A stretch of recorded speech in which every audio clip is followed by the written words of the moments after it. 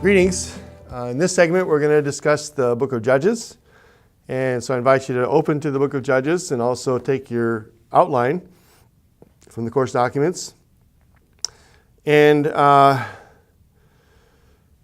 were to characterize the book of Judges in a word, maybe a couple words, chaos is one word that comes to mind real quickly. Apostasy, you see that in the outline. That's a term that if I'm going to try to discuss a running theme of the book of Judges, certainly there's apostasy at every level in the book. So we've already talked about the book of Joshua as sort of a book that's the fulfillment of the movement of the Pentateuch, and the fulfilled promises and all kinds of stuff, and everything feels like it's like, we're here, we're at rest, we finally got the land and all that kind of stuff. But we've already mentioned those little ticking time bombs where the tribe of such and such was not able to drive the Canaanites out of the land. And we see the results of that, the consequences of that in the book of Judges, where these explode in their face. The Israelites adopt the gods and goddesses of the Canaanites, and it leads to terrible things. And for the large part, the judges themselves are as much part of the problem as part of the solution. The judges are not paragons of virtue. A signal exception to that would be Deborah, chapters 4 and 5. But otherwise, the judges themselves have soiled hands in lots of different ways. And there's a cycle of that you know about, chapters 1 and 2. You can see the outline. There's essentially kind of two stacked introductions to the book, chapters 1 to chapter 2, verse 5, then 2, verse 6 to chapter 3, verse 6.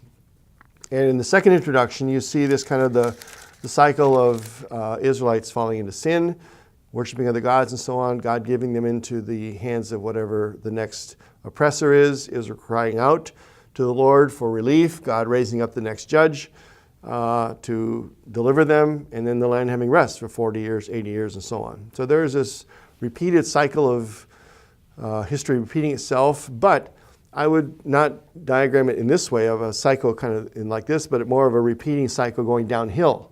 And by the end of the book, it seems like things have really gotten to the nadir, the worst point possible. Things get worse and worse as you get toward the end of the book. You have the main section of the book, chapter 3, verse 7 to the end of chapter 16, giving the stories of the 12 judges. The major judges are the ones that are actually leading in battle. The minor judges are ones that we just don't really know much about, except for that they judged for whatever number of years. But it ends in stories of Jephthah in chapter 11, and then Samson, chapters 13 to 16.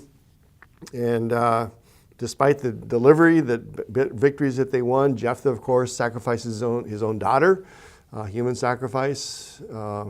And Samson gets all entangled with the Philistines. He defeats them, yes, but he also marries a Philistine. He has affairs with Philistine women, including Delilah.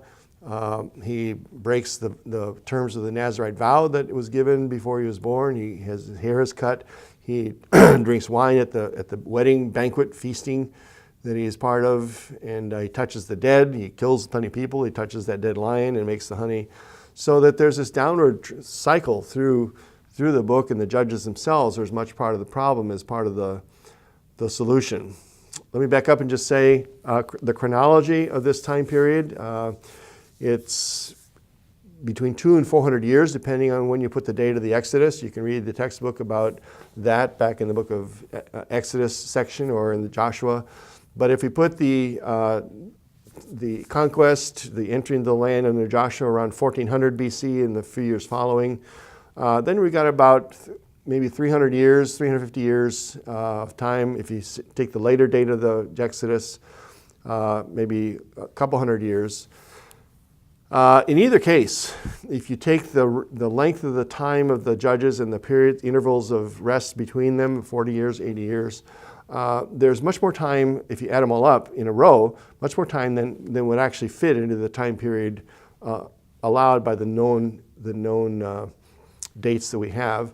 And so it would appear that the